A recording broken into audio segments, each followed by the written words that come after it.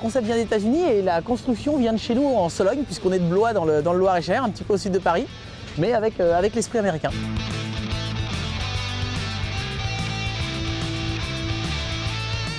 L'idée, c'est de reprendre un petit peu l'esprit des pick-up américains. Simplement, on est en propulsion car plus spectaculaire. Ça demande également beaucoup plus de talent pour les pilotes pour les garder sur la route. Ça dérive beaucoup et puis ça fait beaucoup de spectacles.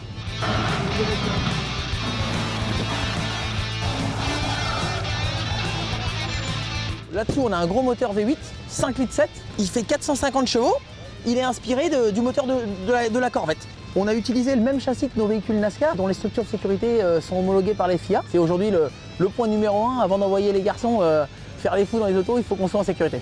On a une voiture qui n'est pas du tout difficile à conduire parce qu'en fait, elle téléphone beaucoup. Ce qu'on appelle dans le jargon de pilote, c'est une voiture qui téléphone beaucoup, elle prévient, donc on peut vraiment jouer avec, la placer, orchestrer des dérives, faire des transferts de masse, la replacer dans l'autre sens. Donc c'est super joueur.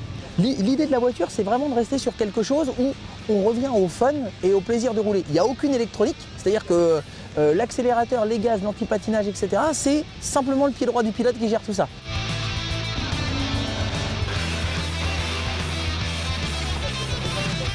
Le format sportif qu'on a choisi, c'est de la poursuite. Donc la différence entre les pilotes se fait au chrono, de façon à avoir le plus rapide qui gagne et avoir vraiment le curseur placé sur la performance.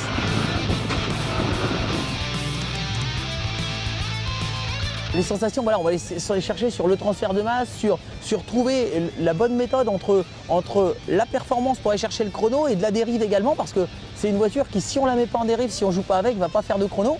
Alors après, il ne faut pas en faire trop non plus, parce que là, on perd du temps, mais justement, c'est aux pilotes de sentir ça et de trouver cette bonne balance pour arriver à faire du chrono.